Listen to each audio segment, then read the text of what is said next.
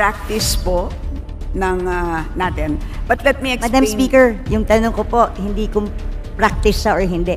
Tama po ba na ginagamit natin ang earmarked revenues for other things other than specified in the law? Nagkabukingan na.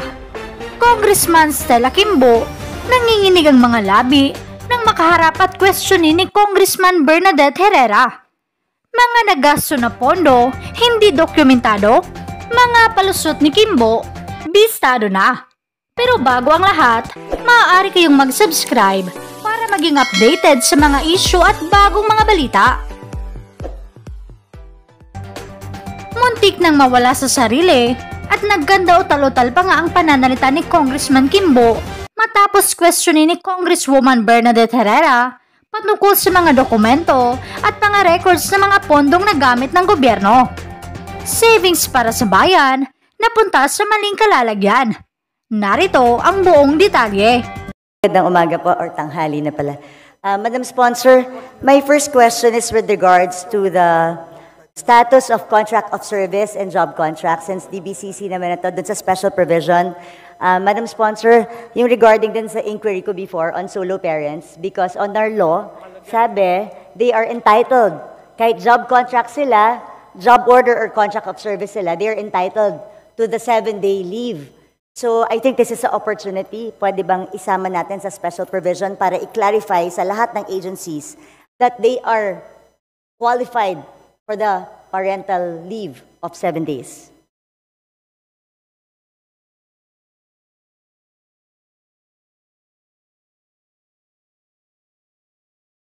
Madam Speaker, umaandar po yung oras. Madam Speaker, we are checking the joint circular.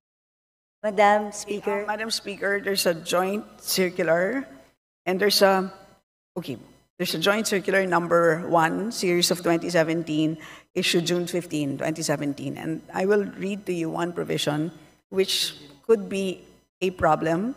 And I'll read to you the provision verbatim. The services of the contract of service and job order workers are not covered by civil service law and rules, thus not creditable as government service.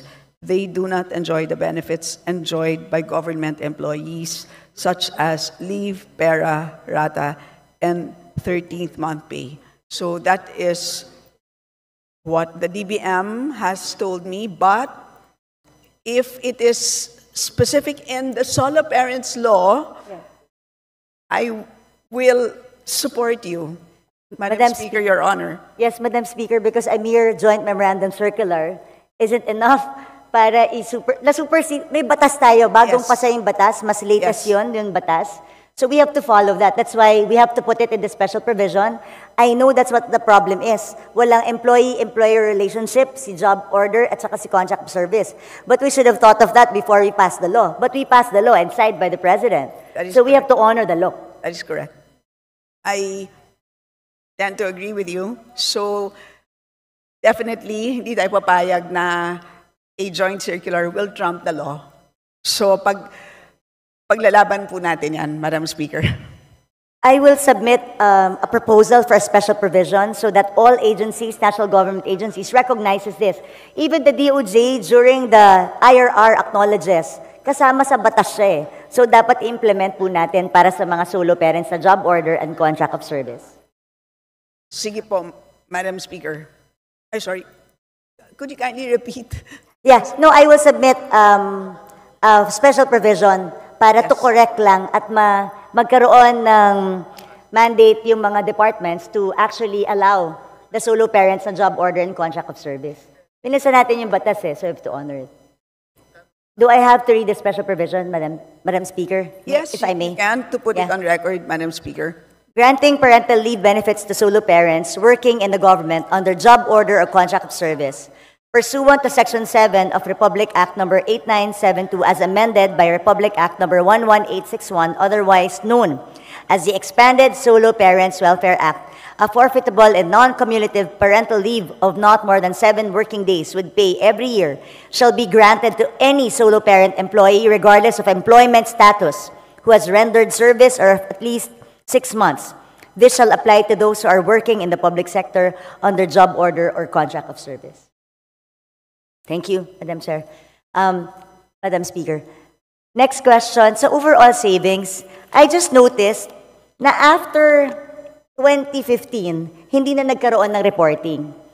Then bumalik siya noong 2020 and 2021. Then afterwards, no more reporting again as to the overall savings of each department.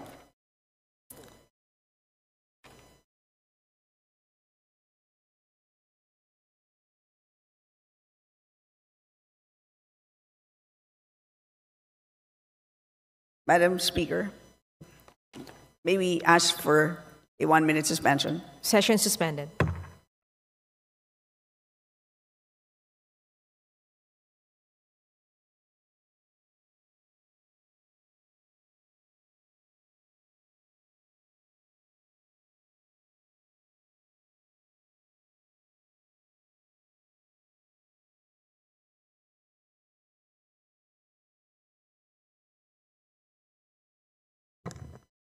Session resumed.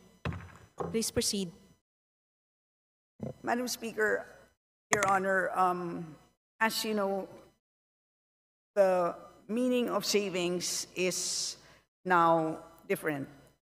Today, it now refers to balances of any released appropriations which have not been obligated as a result of any of the following: A, completion, final discontinuance, abandonment of a program,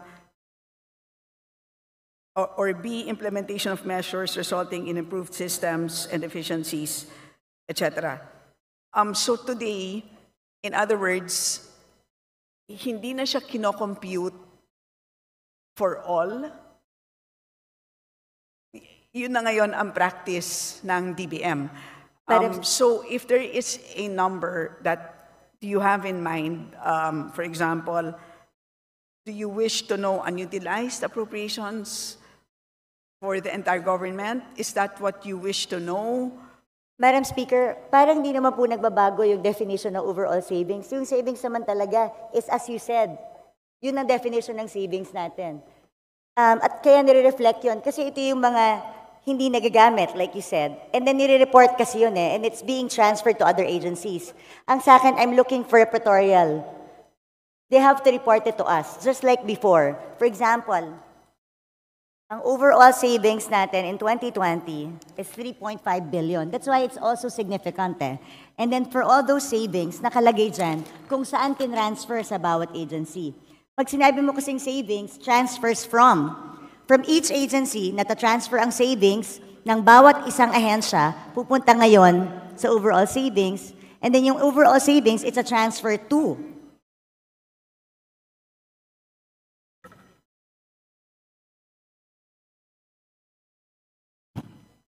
Madam Speaker, it can be provided, but they don't have the figures now.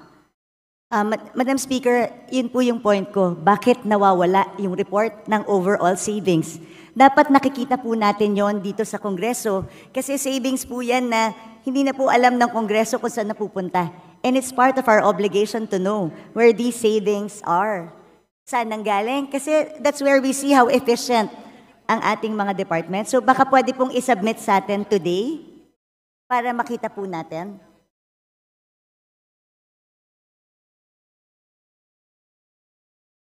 Ang pagkakaiba, Madam Speaker, today is that the agencies themselves use their own savings.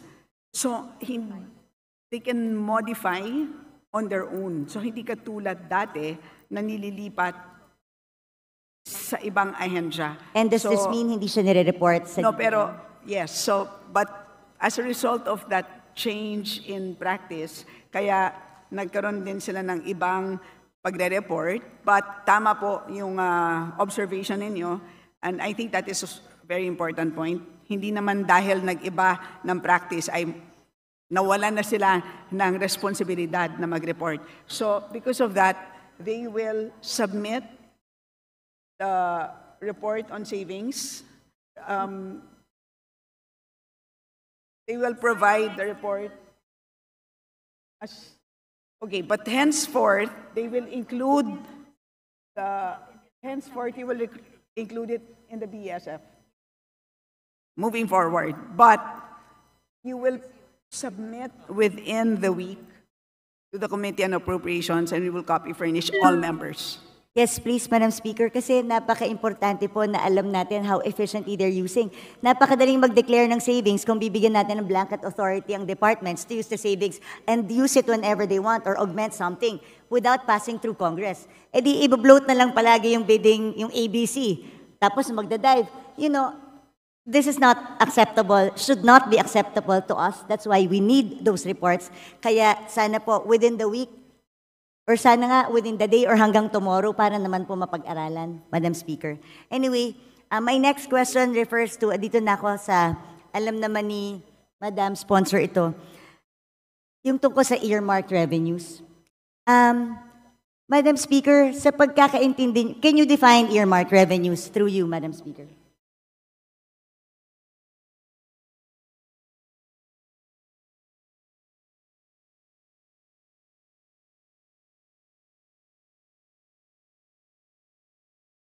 Earmarked revenues, Madam Speaker, are identified revenues required by law to be used for designated activities, benefits, or purposes which can be either classified as use of income or special account in the general fund or SAGF. Nung pong nag-interpolate tayo, sinabi po sa akin that the cash isn't available because the cash is being used. Madam Speaker, Madam Sponsor, tama po ba na pwedeng gamitin ang earmarked revenues ng national government wherever it pleases? Yun ang practice po ng natin. But let me explain. Madam Speaker, yung tanong ko po, hindi kung practice siya or hindi. Tama po ba na ginagamit natin ang earmarked revenues for other things other than specified in the law?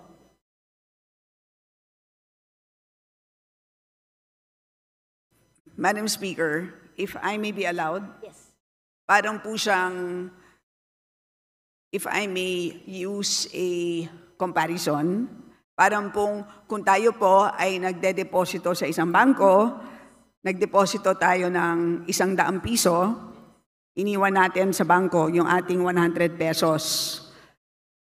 Habang hindi natin kailangan yung 100 pesos na yan, ini-invest ng bangko yung 100 pesos na yan. But at any point in time that we demand 100 pesos plus the interest, dapat ibibigay sa atin ng bangko yung pera natin. At any point in time that we want it, it must be available. So ganun po ang konsepto ng earmarked revenues.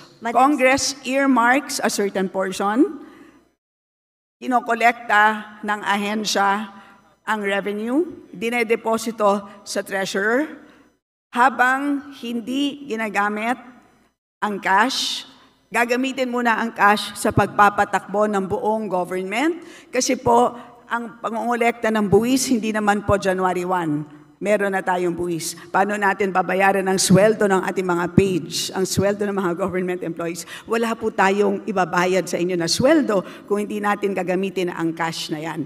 Pero at any point in time that an agency demands those earmarked revenues, the Treasury must be able to make those funds available. Ganyan po ang ibig sabihin ng earmarked revenues. Madam Speaker, saan po nakasulat na gano'n ang ibig sabihin ng earmarked revenues na pwede siyang gamitin pag hindi ginagamit pa? Kasi malinaw naman po, earmarked accounts and funds are not, the legal basis of an earmarked revenue could be a law, a presidential decree, or international agreement. Bawat earmarked revenue may batas. At walang blanket authority doon na sinasabing pwede mo munang gamitin habang hindi ginagamit ng agency. Gusto ko lang po makahanap ng legal basis. Mula umpisa, asan po ang legal basis na sinasabing pwedeng gamitin ang pondo na in-earmark natin for another thing kasi yung cash naman hindi pa ginagamit ng ahensya. So hiramin ko muna. Paano kung hindi ko na maibalik? Paano kung hindi na tayo makautang? Hindi po ba pag regular ka na tao, ginamit mo ang pera na hindi para doon. Qualified theft na to. O kaya, pwedeng technical malversation of funds if you use it for another thing. Ang tawag po dun sa libro ay Book of Accounts. So, may Book of Accounts at nandun naman po maliwanag ang balanse. So, at any point in time na kung na-question... Madam Speaker, ulitin ko, ano pong batas ang nagsasabi na pwedeng gamitin pangsamantala ang earmarked revenue?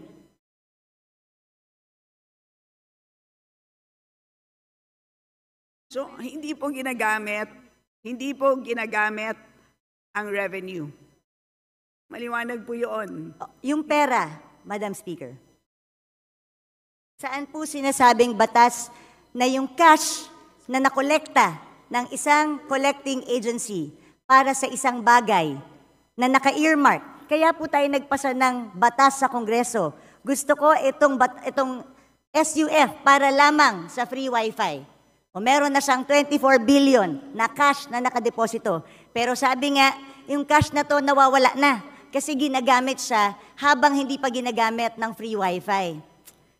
Hindi ko po talaga masettle sa utak ko kung paano pwedeng, kung ano, yun lang naman tinatanong ko, ano po bang batas ang nagsasabi? Yung cash na para sa free wifi, pwede munang hiramin ng national government para gastusin sa ibang bagay nang hindi nagpapaalam sa tamang or walang proper documentation. Madam Speaker, una sa lahat, napag-usapan na natin ito at maliwanag naman na at any point in time na kailangan na ng DICT ng additional funds para sa free wifi, they may request. Madam Speaker. Maliwanag po yun at katulad din doon Madam sa Speaker. fire trucks. So lahat po yun ay pwede. So yun ang sistema po ng paggamit ng accounts sa special accounts in the general fund. Ganun po ang sistema. Pero kung meron pong legal question ang ating kagalang-galang na BH Herrera, nandito naman po ang DOJ, Judiciary, pwede po siyang magtanong ng legal opinion, ng opinion mula sa DOJ because that is really beyond us. Hindi po ako hindi po kami makakapagbigay ng isang legal opinion. Yun ay pwedeng hingin sa DOJ, Madam Speaker. Madam Speaker, Your Honor. we are the power of the purse here. Tayo po ang nagpasa ng batas. Yung pera na in-earmark natin, mahirap po na ginagamit, tapos pag kailangan na, sasabihin mo, pag kailangan na, nandyan. Paano kung wala? Hindi ba ganun yung mga estafa cases? Hindi ba ganun yung mga pyramiding scams? Na pagka umutang ka ng pera, for such a, di ba, tapos biglang pagkailangan na, hindi mo na makuha. Pwede mo i-demanda yung taong yun. Ang sinasabi mo kasi, at any given time, ang defense mo is at any given time, pwedeng hingin ng free wifi yung budget. Eh, paano kung walang pera ang gobyerno? Sa akin, hindi yung it's readily available. That's not the point. Ang punto dito, pwede bang gamitin para sa ibang bagay ang cash na inalat ng Kongreso para sa isang particular na bagay? Hindi po excuse yung sasabihin natin, available naman pag gusto ng ahensya eh. Anong difference ito dun sa DAP? Well, ang tawag po dito, Madam Speaker, ang tawag po dito ay cash management by the national government, and this is under Executive Order number 449. Yan po ang mandato ng ating National Treasury. So, kung meron pong legal question na gustong pang talakayin ang ating kagalang-galang na BH Herrera, ay pwede naman niyang itanong sa Supreme Court kung gusto niyang talakayin pa ito. But as far as we are concerned, at any point in time na hihingin ng ahensya, ang earmarked revenues na yan, dahil maliwanag po, mas maliwanag pa sa alas 8 ng umaga, ang balanse nila, ay demandable po yan. Madam Speaker, hingin nga po maliwanag sa tirik ng araw yung balanse. Alam mo yun. Hindi maliwanag kung magkano ang balanse ng mga earmarked revenues dahil natatraffic sa Bureau of Treasury. You and I both know that natatraffic ang kanilang balanse sa Bureau of Treasury because nagagamit ang pera tapos naghihintay ngayon ng balancing or reconciliation. Madam Speaker, this is not a legal question. It is also a management of cash question. Dahil at the end of the day, nangungutang nga tayo dahil kulang yung pera natin eh. So paano kung biglang may magandang programa ang isang departamento? Can we assure them that there's cash? So bigla tayong we earmark this certain, ini-earmark natin ito sa bawat use niya. Kasi gusto nating i-make sure that the money is there at lagi siyang pwedeng gamitin. Tandaan natin, if yung humihiram ng pera ang may control kung anong ibibigay niya, then magdadamot ako ngayon sa pagbibigay kasi ginagamit ko eh. So they have the control eh. If you have the control, di ba? Kunwari ikaw ang may control ng pera, kung ano ang pwede mong gamitin at hindi. Tapos may humihinging ahensya sa'yo. Kung ginagamit mo yung pera, hindi ka magiging generous sa ahensya ibigay kahit mayroon silang tamang programa. Kasi you're making use of the cash available. Maganda lahat yan, Madam Speaker. But again, ang end balance halimbawa as of June 30, 728.785 billion pesos. So malaking amount of funds.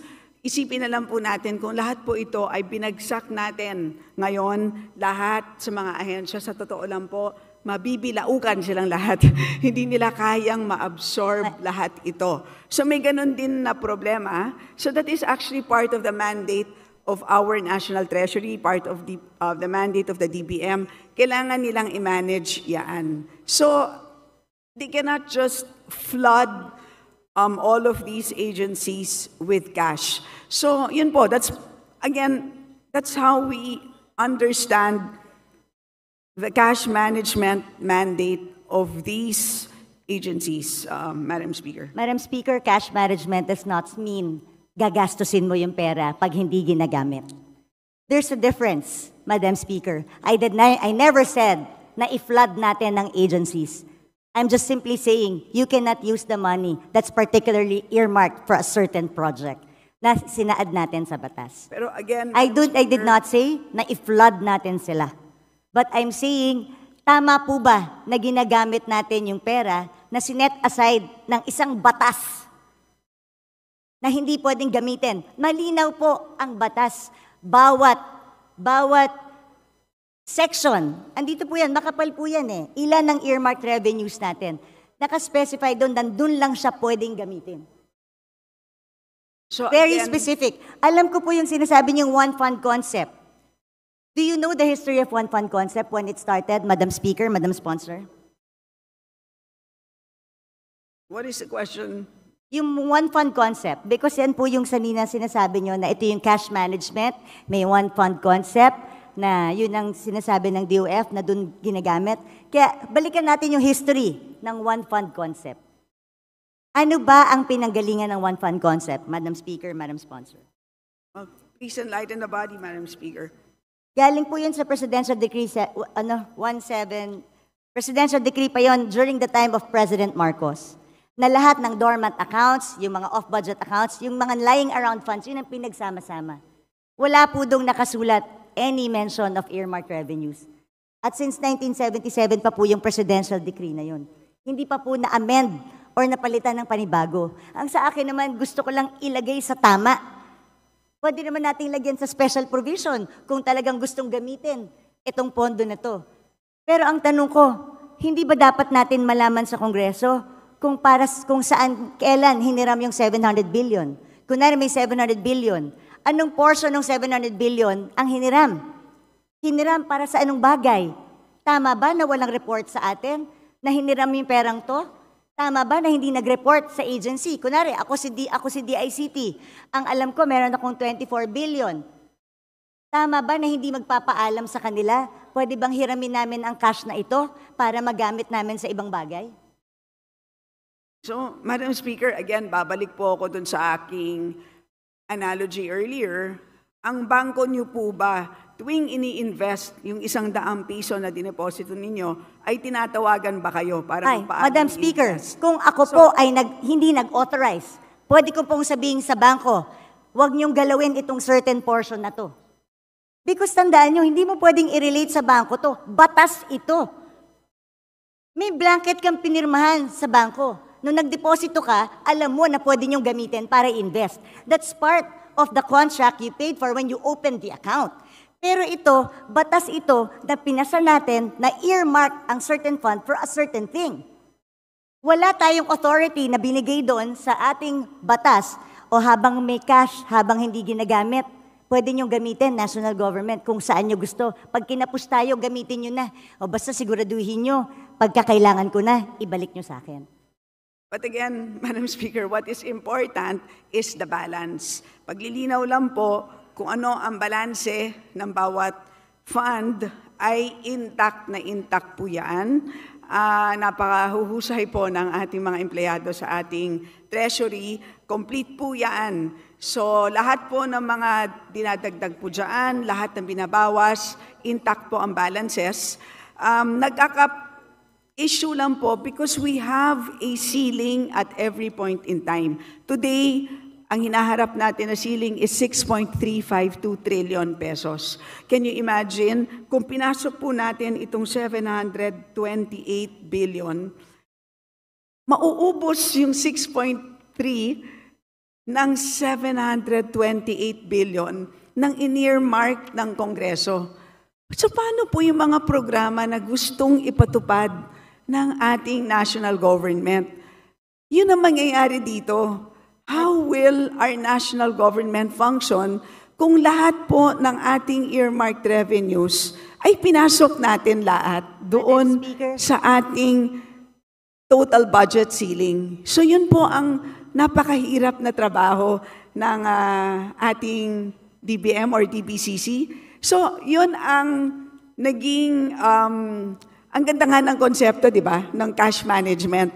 So, that's what it is. So, in other words, when you deposit money sa bangko, yung the exact 100 pesos, serial number 0001, hindi naman yun yung the exact bill na isasoli sa'yo once you make a withdrawal. Di ba? Ang usapan lang natin ay nagde-deposito ko ng 100, at any point in time, you are entitled to 100 pesos, any serial amount, any serial number, plus interest. Diba? Yun naman po ang binabantayan natin. Madam It's the Speaker. same concept that we are using for cash management under the National Treasury, Madam Speaker. Madam And to Speaker, remind so the with the Honorable same, Herrera that you have 3 more Madam minutes. Speaker, with the same concept, paano yung mga nagsarang bangko? Dahil ginamit nila yung pera eh. Nag-overuse sila ng pera ang diniposito ko eh. So nung nag-withdraw ko, hindi na mabalik sa akin. Dahil nagsarado yung bangko eh. Like I said, Madam Speaker, again, I believe in the one fund concept, pero mag-amenda tayo ng batas. Isaayos natin. Ano ba sinasabi ko dito ever since all budget hearings? Sayang ang mga pondo sa earmark revenues, sayang ang mga pondo sa off-budget, sayang ang mga dormant accounts. Ilagay natin sa one fund concept, I agree. Pero let's pass a law. Let's amend the PD. Let's amend the presidential decree or magpasa tayo ng batas dito sa Kongreso if we really want to allow that. Yun lang po yung aking palaging sinasabi kasi right now, and mag-report sila sa atin sa Kongreso kung saan nila ginamit at kailan na hiniram yung pera. Madam Speaker, hindi na natin alam saan napunta yung pera na ginamit na yun. Oo, nandyan. Pero nung hiniram nila, para kang nagsabi sa any empleyado, ito petty cash natin sa opisina. So ibig sabihin, kung meron akong petty cash dito sa opisina, kung merong mga ilangan sandali, ay hiramin ko lang sandali, ibabalik ko naman eh. Pag nabuko mo yung empleyado mo, is it acceptable? Kung kunwari, nagbigay ka ng pera specific sa iyong staff, para dyan lang yan. Tapos hiniram ng staff mo, hiramin ko lang naman ibabalik ko rin Is that okay? Does it make it okay? Madam Speaker, it is not the same situation. That is, I stand by my position that accounting-wise po, hindi naman ginagastos ang earmark revenue as long as hindi programmed. Intact po ang balances ng ating earmark revenues. Cash-wise, ay fungible naman po siya. So, yun po ang sistema ng cash management. Kung may problema po ang ating kagalang-galang na BH Herrera, again, of course, she's free to file a resolution, file an inquiry, file or solicit an opinion from the DOJ. So, Madam Speaker, paano nga pag hindi na ibalik? Paano kung walang pera yung gobyerno? What happens now? Because ginamit natin for other things, pinambayad natin ng utang. Is that your last question, the Honorable Herrera? Well, I would like to put this on record dahil meron One pa more naman pong minute. second round. While the earmark revenues may be pooled to the general fund under the one concept, the fact that these are not readily available cash resources but an obligation suggests a shift from the one fund concept to misappropriation. The remittance of the earmark revenues recorded in special accounts has merely become a means to circumvent the purpose of earmarking, allowing physical possession and access to these earmark revenues, which under the Republic Act is, like you said, 700. So, Madam Chair, Madam Speaker, Madam Sponsor, sa akin ilagay po natin sa tama. At mag-report po tayo. Marami po tayo. Pwede po natin lagyan ng special provision na i-report sa atin kailan nila hiniram ang pera. Because hindi ko po talaga matanggap na pwedeng gamitin po yung pera na in-earmark natin for a specific thing, kahit ba hinihiram lang ito sandali. Like I said, hindi ba to parang DAP that was declared unconstitutional by the Supreme Court?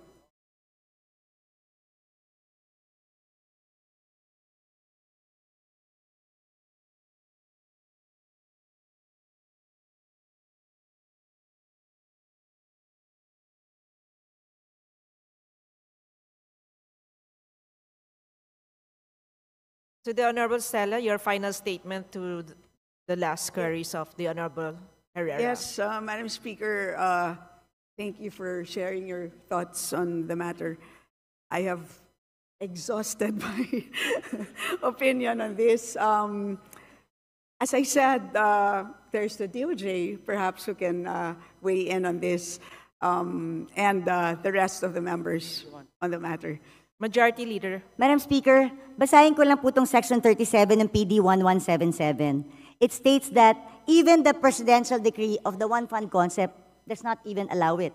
It says here, all monies appropriated for functions, activities, projects, and programs shall be available solely for specific purposes for which these are appropriated. Even the presidential decree na pinapapool lahat sa one fund concept, exception yung naka-appropriate for a specific thing. So, Madam Chair, Madam Speaker, I've exhausted my time. Meron pa namang ibang agencies, nandiyan pa yung DBM, DOJ. I'll just Again, continue. magkaiba po ang appropriation, which is an authority to spend, versus cash. Magkaiba po yun. That's my final statement. Madam Speaker, Thank you.